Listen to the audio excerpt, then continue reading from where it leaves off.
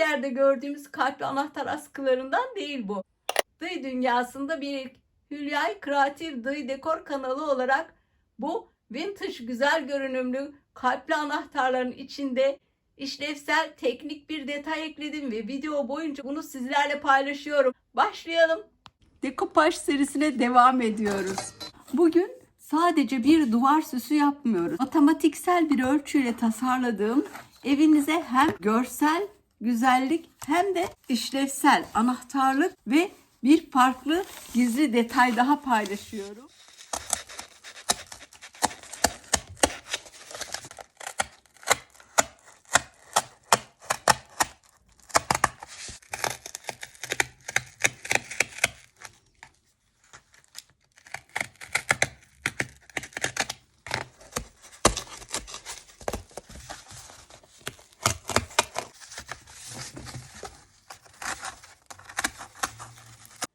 İlk kalbin kesim işlemini tamamladım.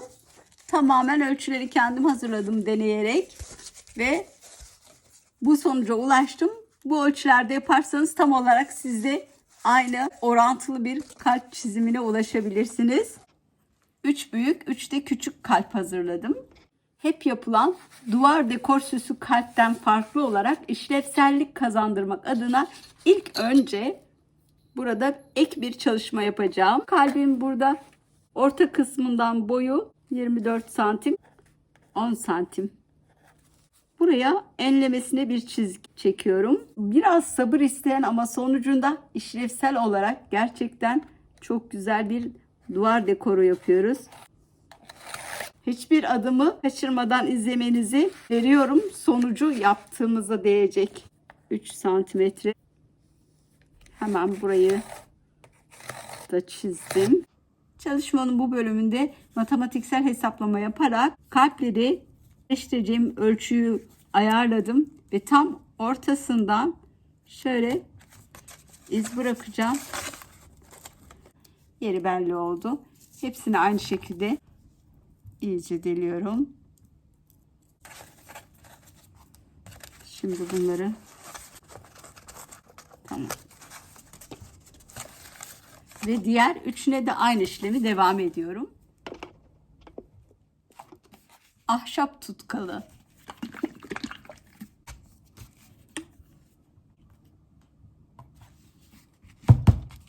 Yassı fırça. Sağlam olması için kartonları kat kat yapıştırıyorum.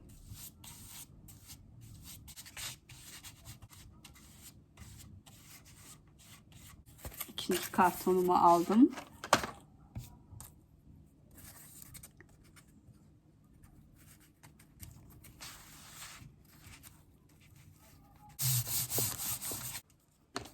Üçüncü kat için yapışkanı sürüyorum.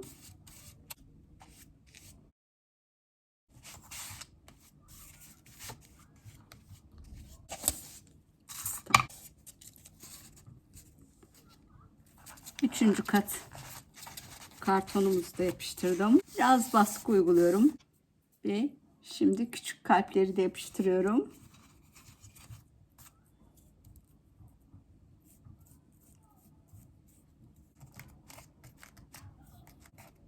Sonuncu kalbimizi de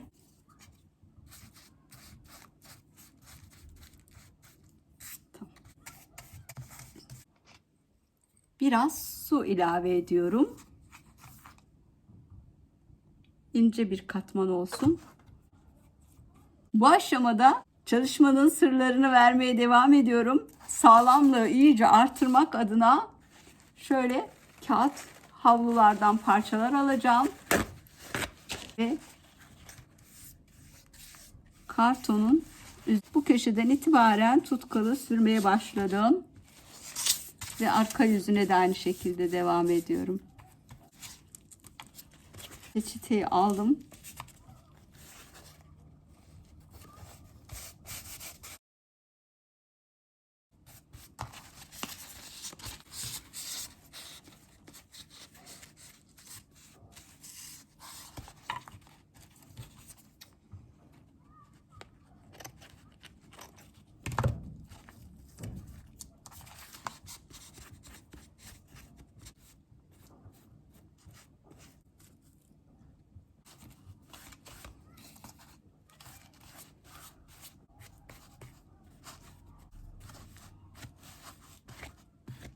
Şöyle bir yükseltinin üzerine bunu alıyorum. Biraz daha peçete alıyorum. Şu köşeden şöyle alayım.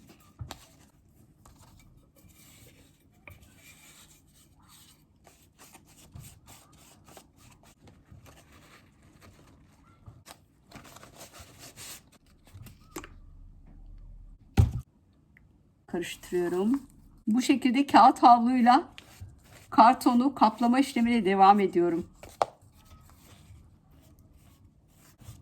Burada hiç görülmemiş bir şekilde kartonu bölümlere ayırdım. Size de göstereyim. Maket bıçağının arkasıyla henüz ıslakken karton sanki parça karton yapıştırmış gibi iz yaptım. Ve yuvarlayarak o izi düzleştirdim.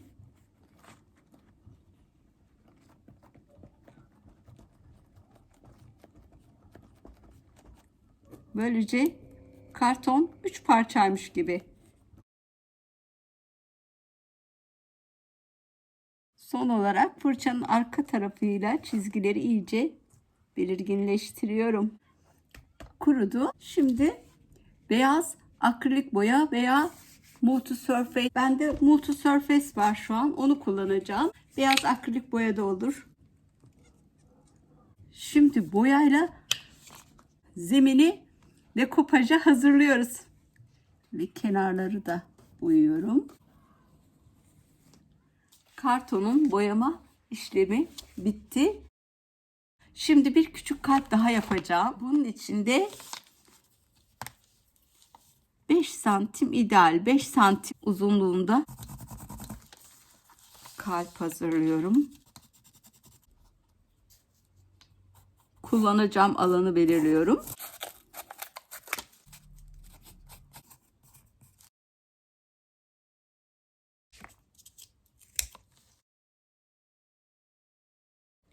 Multisurface beyazla boyayacağım.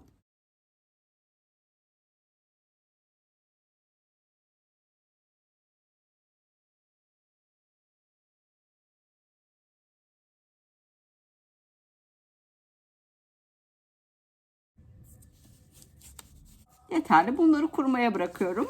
Ve o sevdiğimiz an geldi. Peçeteyi en ince katına ulaşmak için ayırmak.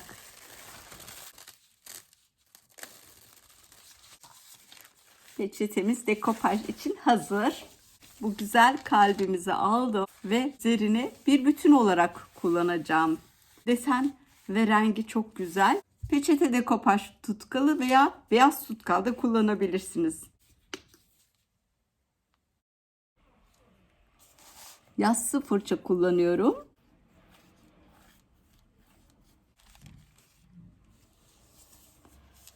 Ve üzerine de biraz tutkal alıyorum.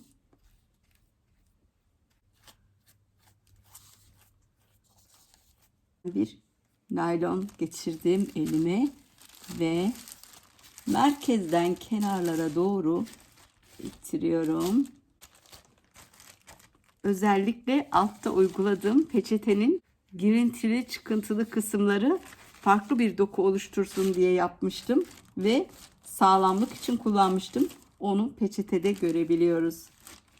Uyguladığım dekopaj için uyguladığım yüzeyde görüyoruz. Çok güzel bir doku oluştu burada. Şimdi adım adım sıra sıra gideceğim. Şimdi şöyle yüzeye yayayım.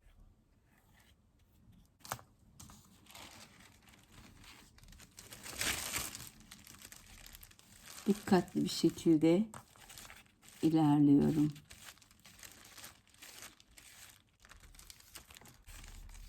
Üçüncü bölüme geldim.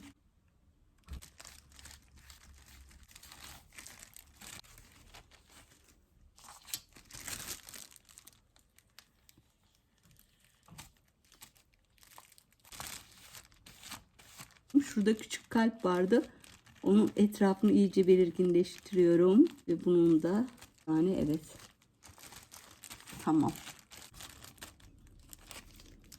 kenarlar için farklı bir uygulama yapacağım, ancak bir kısmını alabilirim şöyle. Kenarları da şöyle.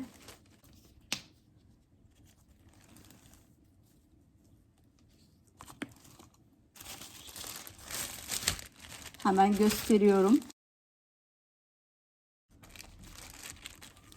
Bakın ne kadar muntazam oldu. Kenarları ben genelde kesiyorum hemen şöyle.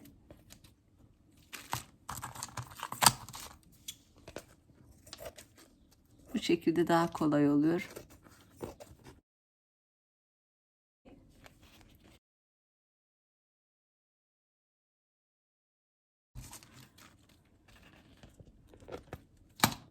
Dekopajı tamamladım.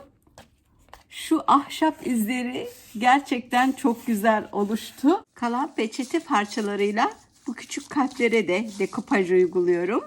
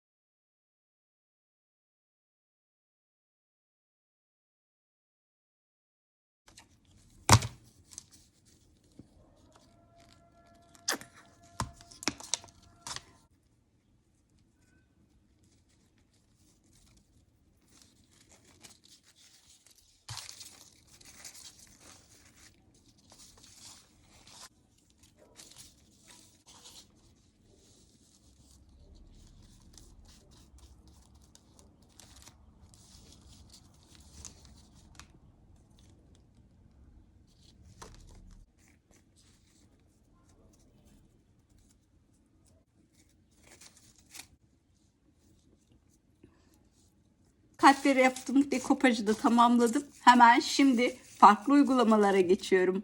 Sizce bu kalbi hangi renk yapsam daha vintage olurdu? Yorumlarda buluşalım. Bu vintage havayı yakalamak için ilk başta kullanacağım zıt renk. Yeşilin zıttı kırmızı renk. İlk onunla başlıyorum. Burada çok güzel güller var. Onlarla başlıyorum. Ve bir kağıt parçası üzerinde fazlasını alıyorum.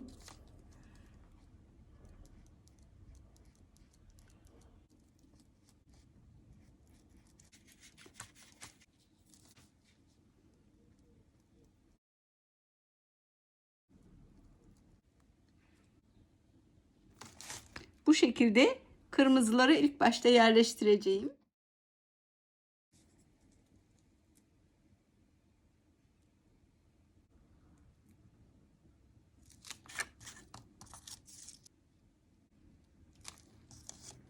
Kırmızıları bitirdim.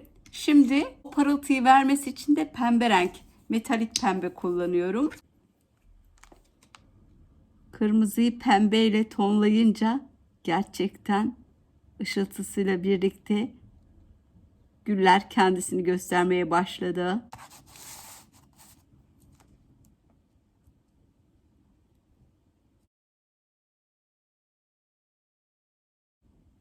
Güllerin yaprakları şöyle ovaldir. Ay şeklinde alıyorum, yarım bırakıyorum. Bu şekilde devam ediyorum. Pembe ve kırmızıyı kaynaştırmak için biraz bakır tonu metalik kullanacağım. Metalik bronz renkten, bakır renginden aldım ve birazcık pembeye karıştırıyorum. Şu aralardaki tonları geçiyorum.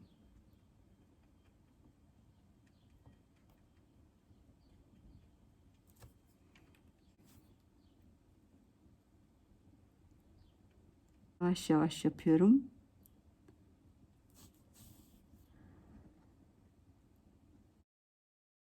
Onu da şöyle belirliyorum.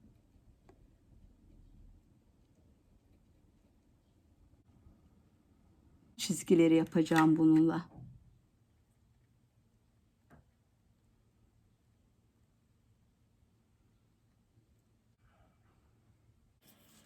kenar çizgileriyle devam ediyorum. Vintage görünümünü tonlama yaparak, zıt renkleri de kullanarak bu şekilde yaptım. Siz olsaydınız sade mi bırakırdınız? Tonlamaları yapmayı tercih eder miydiniz? Renklendirmeyi. Küçükler için de aynısını devam ediyorum. Yapraklar için metalik sarı alıyorum öncelikle. Ve çok az da mavi yine karıştırıyorum. Adaçayı yeşil.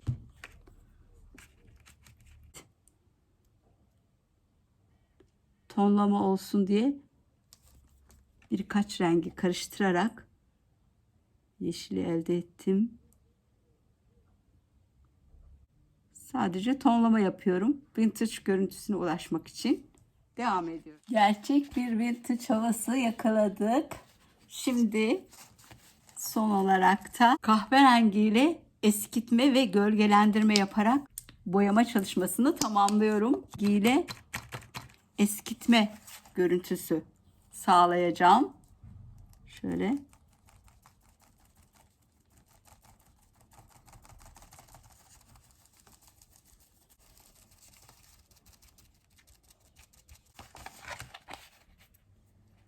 Aralara hafif hafif gireceğim.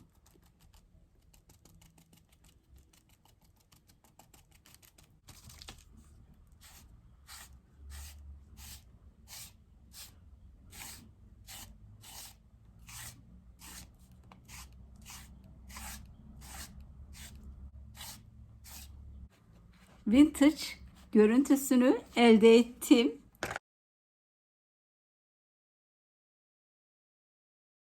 Hemen şimdi çok küçük bir dokunuşla farklılaştırmaya devam ediyorum. Halat ip.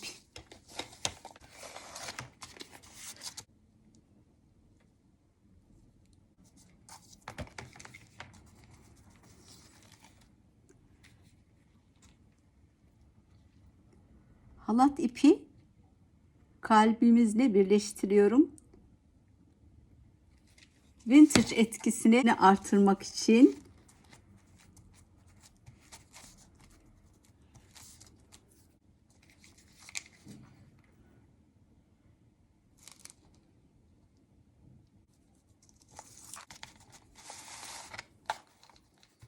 devam eden süreçte yeni işlevler ekleyeceğim bu çalışma ilk, başka benzeri yok.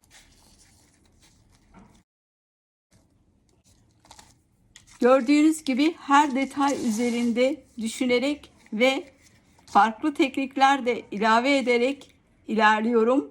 Sizler de bu tarz özgün ve işlevsel fikirleri seviyorsanız kanalıma abone olarak emeğime destek verebilirsiniz. Sizin beğenileriniz, fikirleriniz benim için büyük motivasyon.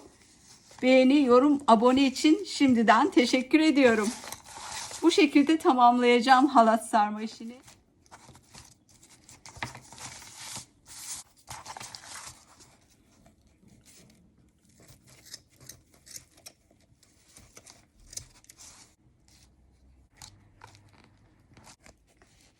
Halat sarma işlemini tamamladım. Kalplerimiz vardı. Onlara başlıyorum şimdi. Jut ip. Alt tane jut ip aldım. Kalbi ters çeviriyorum.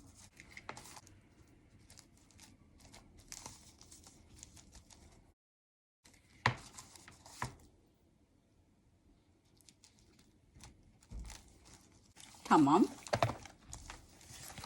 Şimdi ters çeviriyorum. Bir ahşap boncuk. Tam vintage havası devam ediyor.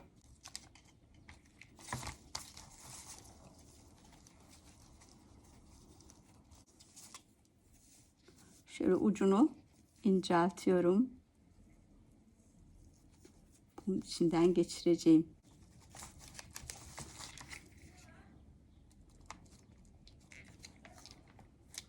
Sabitledim boncuğu.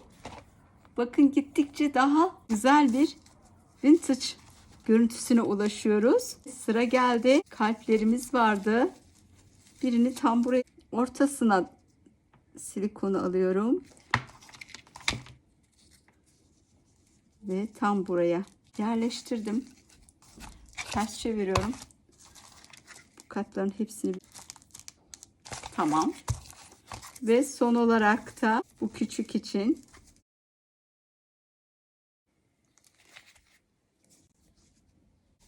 halat ip ve şu tüple yaptığımız çalışma tamamlandı. Ultimate Glaze su bazlı vernik. Normal vernik de kullanabilirsiniz. Bende şu an bu var ve ben bununla verniği de tamamlıyorum.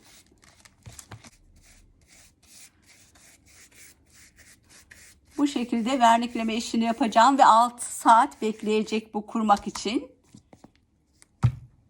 Şimdi bu videonun en can alıcı noktasına geldik. Bu projeyi sadece bir duvar süsü olmaktan çıkaran, daha önce hiç görmediğiniz, tamamen kendi geliştirdiğim gizli bölme tekniğini paylaşıyorum. Arka kısmına yerleştirdiğim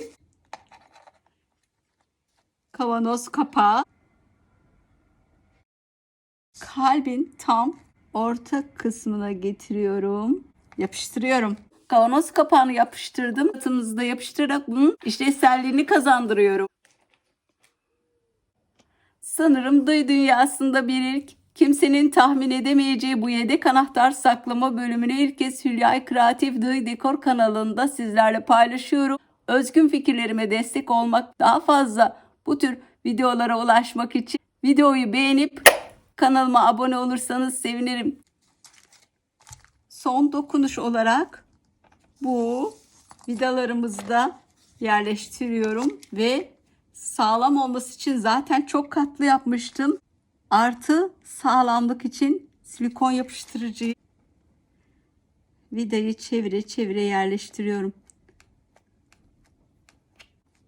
Bu tamam.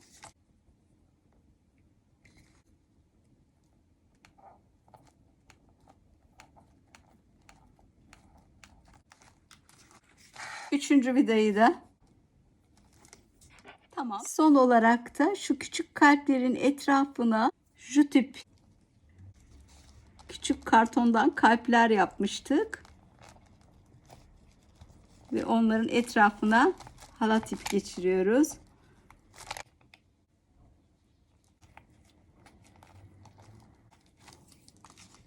Biraz daha yapıştırıyorum. Kalpler de tamamlandı. Ve bu kalpler için de aynı şekilde devam ediyorum yapıştırma işlemine. Küçük dokunuşlarla büyük farklar oluşturuyoruz arkadaşlar.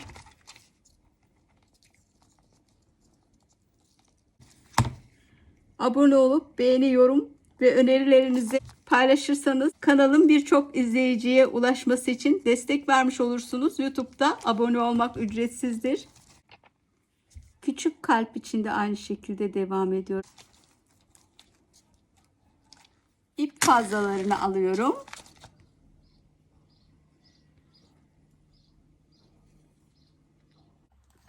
Tam bu aşamada can alıcı noktasına geldik. Herkes sadece dışını süsler. Ise içine zeka katıyoruz.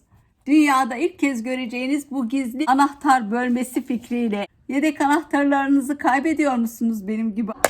Artık kaybolmayacak. Gizli bölmeye anahtarımızı yerleştirdik. Ve şimdi de ön kısmına anahtarlarımızı asıyoruz. Anahtarlığımız hazır. İlk kez Hülya Kreatif Dıy Dekor kanalında gizli anahtar bölmeli anahtar askılığımızı yaptık ve kullanıma hazır. İzlediğiniz için teşekkür ediyorum. Beğeni, yorum ve abone olmayı unutmayın.